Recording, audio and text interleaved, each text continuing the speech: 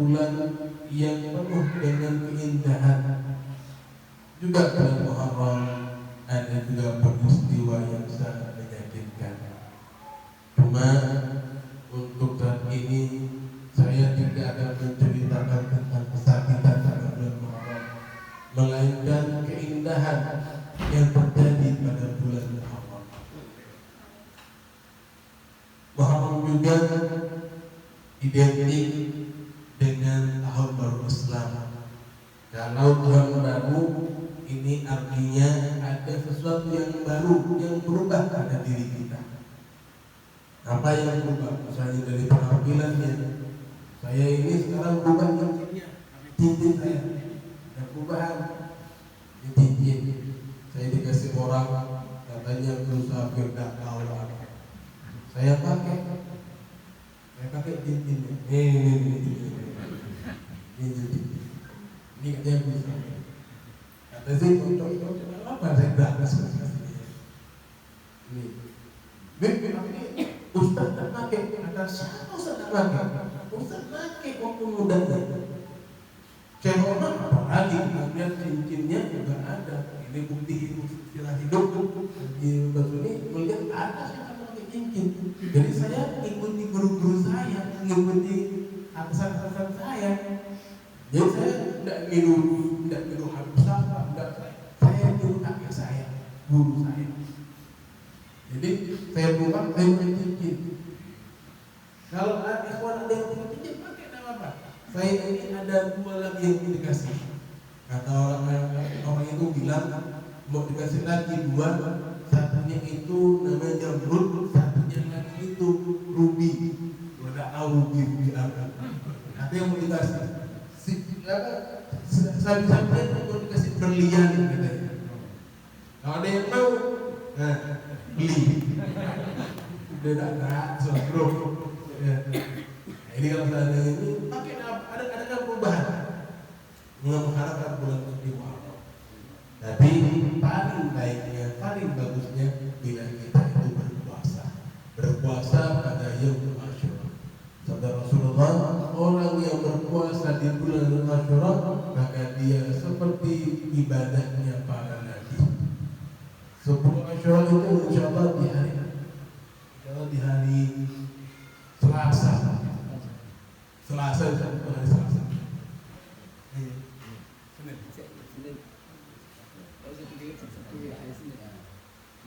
Ada perdebatan dua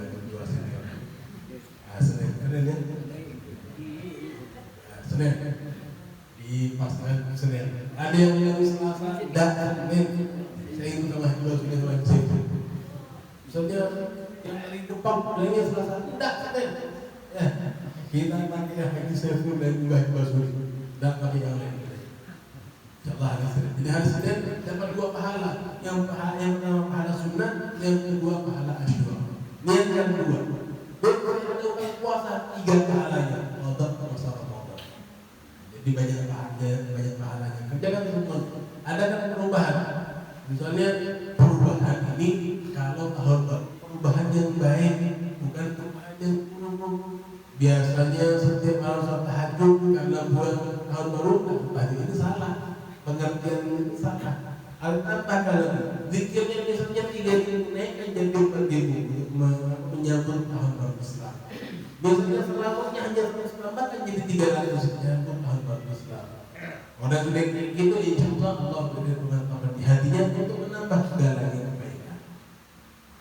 Ikhwan akhwat rahimakumullah. Itu sedikit pamer dikit ya. Ikhwan akhwat rahimakumullah.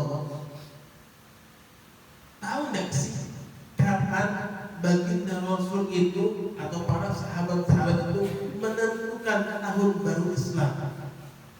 Mungkin kita banyak yang kurang mengerti. Kapan sih kita tahunya 1444 Hijriah? Kapan ditentukan 1 Hijriah? Kapan sih? Ada yang tahu? Ada yang tahu? Tahu nggak? Jawab lah, udah tahu. Tidak. Tahu nggak? Nggak tahu. Apa dah?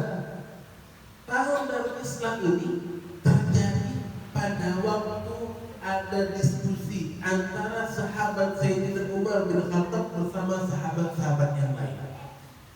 Pada waktu itu Sayyidina Umar ini mengirim surat kepada Raja Persia di surat dibalas lagi oleh Raja Persia. Kata Raja Persia itu, wahai Amirul Mukminin, sesungguhnya di surat ini tidak ada penanggalan di negaramu. Coba engkau buat penanggalan. Lebih begitulah isi suratnya. Maka Sayyidina Umar memanggil para sahabat-sahabatnya, memanggil para ajudan-ajudannya. Ini kita dapat balasan dari orang dari Raja Persia. Kita harus buat penanggalannya. Kapan yang enak? Satu bilang, wahai Amirul Mukminin, bagaimana kalau seandainya kita memberi tanggal di bulan Hijrah ini pada satu Rabiul Awal. Engkau pasti itu karena itu adalah lahir Rasulullah, bukan? Iya. Tapi aku kurang setuju sama ini. Nanti dikira kita menuhankan Rasulullah. Terlalu cari yang lain. Sahabat Bakar semuanya akhirnya Sayyidina Umar ini teringat. Tahu nggak kalian terjadinya peristiwa hijrahnya baginda Rasul dari Makkah ke Madinah itu kapan sih? Itu ada yang mengatakan itu pada bulan Rabiul Awal. Ada yang mengatakan Rabiul Awal. Sementara Rabiul Awal benar, akan tetapi perencanaan hijrahnya baginda Rasul menuju Madinah itu pada awal bulan Awal. Maka saya mengatakan kita tetapkan tanggal satunya itu di bulan 1 Awal. Itulah peristiwa terjadinya penetapan 1 Awal. Ini 1 Awal karena perencanaan hijrahnya baginda Rasul dari Makkah menuju Madinah. Bagaimana sih prosesnya baginda Rasul itu hijrah? Asal muasalnya pertamanya ini terjadi pada waktu peristiwa Isra Mi'rajnya baginda Rasul. Ini suara saya jelas kan? Apa tidak jelas? Apa yang ada di Halo. Mana gimana? Yang ada pakai mic? Enggak usah.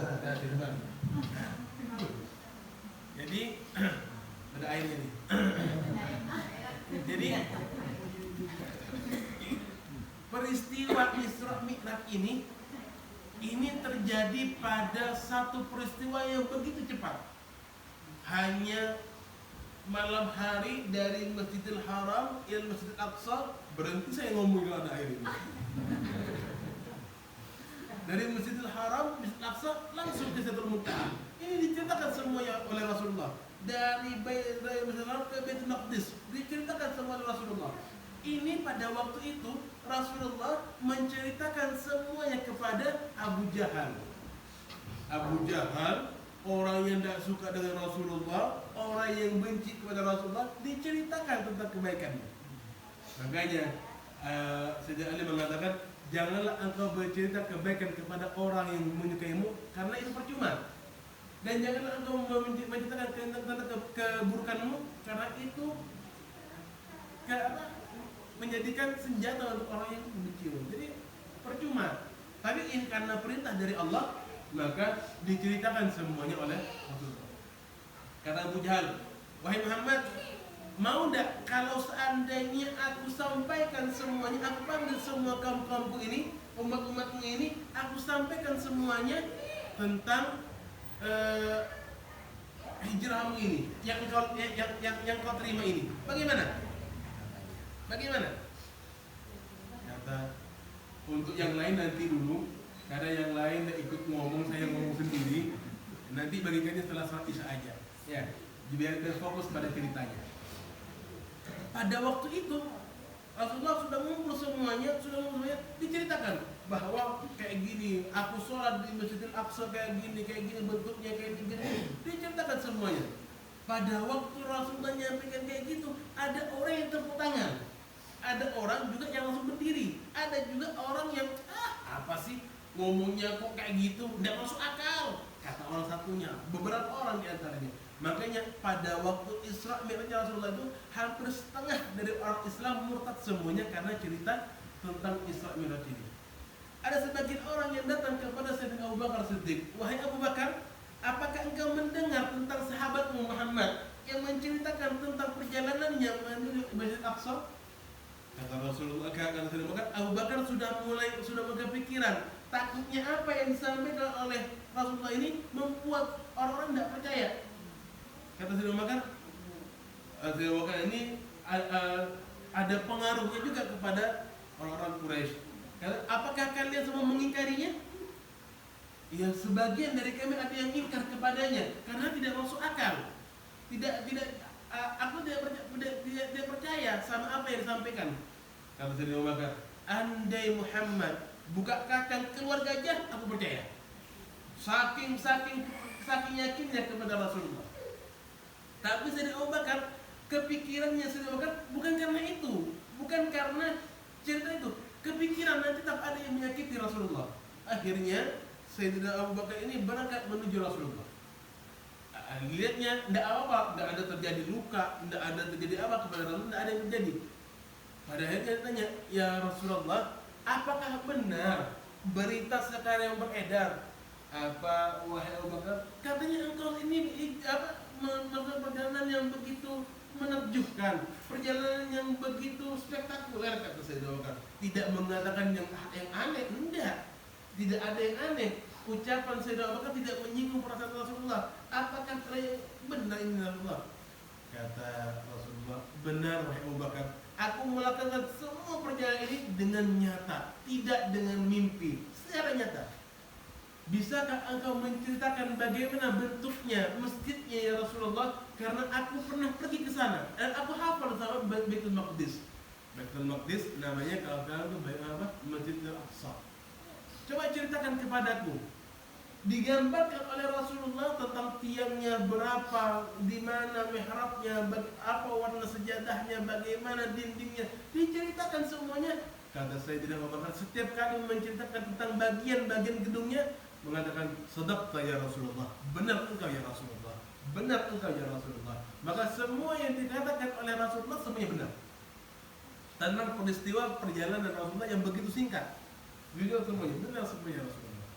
Akhirnya Rasulullah mengatakan, aku sekarang beryakin dan percaya bahwa perjalanan yang engkau jalani adalah perjalanan yang benar-benar yang sesungguhnya. Walaupun orang semua tidak percaya, aku orang yang pertama percaya kepadamu ya Rasulullah tentang perjalananmu itu. Bagaimana ya Rasulullah sekarang kita proklamasikan tentang keislamannya? Kata Rasulullah, bila engkau yakin wahai Abu Bakar, silakan aja. Abu Bakar karena merasa bangga mendapat amanah dari Rasulullah, asyhadu an la ilaha illallah wa asyhadu anna Muhammadar Rasulullah. Agama adalah agamanya Allah. Semua diumumkan semuanya oleh Sayyidina Abu Bakar. Muhammad adalah utusannya Allah, diumumkan di depan Ka'bah. Padahal di situ kawasannya orang-orang Quraisy, orang kafir. Dilakukan apa sama itu? Dipukul Sayyidina Abu Bakar dengan menggunakan batu. Ada yang menggunakan kayu, ada yang menggunakan roti dulu itu, roti itu kayak kayu juga kerasnya. Jadi harus dicelupkan dulu ke air, baru lembut dia. Saking kerasnya itu, kalau orang Mesir bilang kalau dilemparkan ke bubuk, mati bubuknya. Saking kerasnya kayunya, apalagi zaman dulu, dipukul di sana. Jadi Sayyidina Abu Bakar waktu itu dipukul ya besar-besar. Sayyidina Abu Bakar tidak mikirkan badannya dia. Aina Rasulullah, mana Rasulullah? Padahal pada waktu itu kondisi Sayyidina Abu Bakar begitu berdarah-darah sudah. Yang dikatakan tentang Rasulullah karena pada waktu berdua dengan Rasulullah. Sayyidina Abu Bakar dilempar, dicaci, dimaki, disakiti semua. Sayyidina Abu Bakar ini tergeletak di tanah dan pada waktu ada keluarganya Sayyidina Abu Bakar yang melihat kejadiannya. Dipanggil keluarganya, orang tuanya. Dipangku di pahanya orang tuanya, wahai Abu Bakar, kum bangun Abu Bakar. Karena wajahnya Sayyidina Abu Bakar tidak kelihatan lagi dah, tidak kenal bahwa ini Sayyidina Abu Bakar, saking bonyoknya. Yang mukul bukan 1-2 orang. Abu Jahal ini tingginya dalam riwayat disebutkan 2 meter. Tingginya 2 meter. Kalau main basket gini ya. Gini. Saking tingginya. Nah, itu bagaimana tangannya? 2 meter tangannya 2 kali saya mungkin.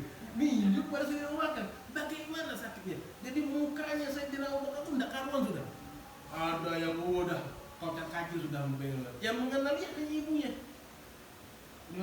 Wahai Abu Bakar, bagaimana keadaanmu? Bagaimana keadaanmu?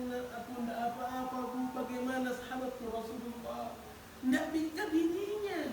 Tidak memikirkan kesehatannya. Dia pikir Rasulullah. Yang dipikirkan adalah Rasulullah, tidak ada yang lain. Bagaimana Rasulullah? Bagaimana dengan keadaan Rasulullah?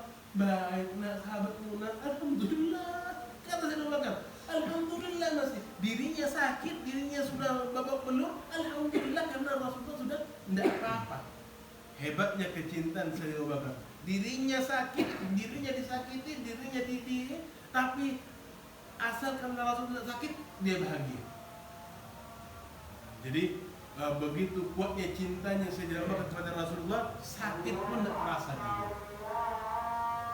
Kayak kita bilang, cinta kepada Rasulullah, azan waktu tidak terasa sudah azan ya.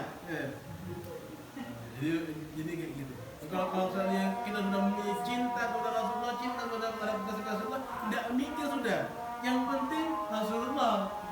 Kayak kita misalnya cerita tentang guru kita, Ustaz Amin kayak gini, Ustaz Amin kayak gini.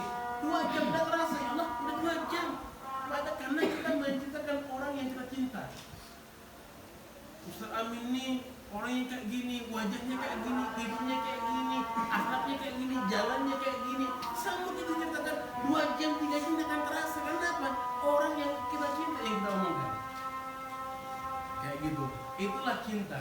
Nah, kalau seandainya ini kita bawa kepada Allah, artinya kita zikirnya kita kayak terasa, maka tidak ada. 2 jam, 3 jam akan terasa. Sekarang karena belum cinta, setengah jam tuh kayaknya 30 jam gitu. Kayak sehari zikir ya Allah lamanya 7.000 nih. Aduh, kayak gitu. Ya, ini saya belum kayak orang lain ini. Ya, semua kayak gitu. Nah, jadi usahakan adakan cinta di hati kita. Kalau sudah ada cinta di hati kita, mau segimanapun iblis mengganggu kita tidak akan pernah bisa. Mau suka apapun iblis ganggu kita tidak akan pernah bisa. Karena Allah bersama kita, Allah ada di hati kita, iblis akan jauh dari kita. Jadi kalau sekali kita ada selawatan, ada acara Madilah, kita tidak datang, kita capek, kita malas, itu tanda-tanda hati kita dikuasai oleh setan. Segera berobat dengan zikrullah. Obati sakit hati dengan zikrullah. Kalau udah hati zikrullah, hilang semuanya. Tetap tidak bisa habita dengan gurunya.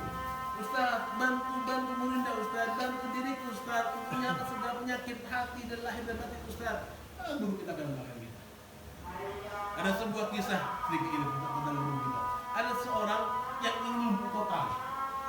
Seorang ikhwan ingin lumpuh total. Artinya yang bisa gerak ini hanya matanya. Yang bisa gerak ini hanya matanya. Bisa kanan, kiri, atas, bawah. Itu yang bisa dilakukannya. Entah kenapa pada waktu itu orang ini tiba-tiba kata keluarganya subuhnya ini dia berdiri. Padahal itu sudah bertahun-tahun dia tidak bisa gerak. Artinya kakinya hanya lurus, tangannya tidak bisa apa-apa. Kalau bahasa kita sekarang mayat hidup, ya mayat hidup. Itu tidak bisa apa-apa. Pada waktu itu orang keluarga ini melihat orang ini berdiri. Orang ini kondisinya guru kita sudah istirahat. Artinya sudah tidak ada, sudah istirahat guru kita. Berdiri orang itu. Wa subhanallah dengan bicara yang lancar banget bicaranya, tidak ada sendat-sendatnya. Ditanya sama keluarganya, nah kata orang tuanya, nah engkau ini pakai obat apa? Ada yang disuntik sama karena tidak masuk akal. Dia lumpuh total, tidak bisa ngapa-ngapa, tiba-tiba bisa berdiri. Kata nah apa? Engkau ini pakai obat apa? Pakai obat apa engkau? Kata anaknya bilang, mak, tadi malam bah Ustaz, Syekhana, Rasulullah datang ke sini ngobati aku, yang Ustaz megang kakiku mak, yang Syekhana megang tanganku, yang Rasulullah megang kepalaku, dan sepertinya hilang semua penyakitku mak. Apa yang dikerjakan sama orang ini? Yang dikerjakan sama orang ini, dia bilang, Ustaz, tolonglah Ustaz, tolonglah Ustaz, tolonglah Ustaz. Itu aja disebutkan, tidak ada ngomong yang lain. Tolonglah Ustaz, tolonglah Ustaz, tolonglah Ustaz, tolonglah Ustaz. Itu yang disebutkan, tidak ada yang lain. Artinya kalau seandainya kita punya masalah apapun, ngomong sama guru kita. Guru kita nanti akan ngomong kepada Allah. Allah nanti beri amanat kepada guru kita untuk memberikan segalanya kepada kita. Nah, jadi jangan Ustaz minta ini Ustaz. Jangan. Tolong Ustaz, tolong Ustaz, tolong. Itu aja. Ini kita minta Ustaz, minta suprak Ustaz, rumah besar Ustaz. Nah, itu yang kita aja. Jangan minta tolong Ustaz, minta tolong Ustaznya aja. Artinya tahu kondisi hatinya kita, kondisi jiwanya kita, guru kita tahu. Kata Syekhana apa? Urusan rezekinya kamu guru yang ngatur. Guru yang ngatur. Jadi jangan kepikiran. Ustaz, tolong Ustaz, Syekhana, tolong Syekhana, Ustaz, tolong Ustaz, terus kayak gitu. Orang lumpuh bisa sehat, apalagi kita. Ustaz, minta ini Ustaz, tolong Ustaz, dikirnya enggak. Wah. Kata Ustaz, siapa Allah? Ya. Nah, jadi perbaiki dulu kita. Hubungan kita Allah, dikirnya kita perbaiki, semua kita perbaiki, minta sama guru kita akan sampai kepada Rasulullah, Allah, dan minta apa semua apa yang kita pilih. Insyaallah dengan kayak gitu Allah memberikan segala yang terbaik kepada kamu. Ikhwan akhwat rahimakumullah.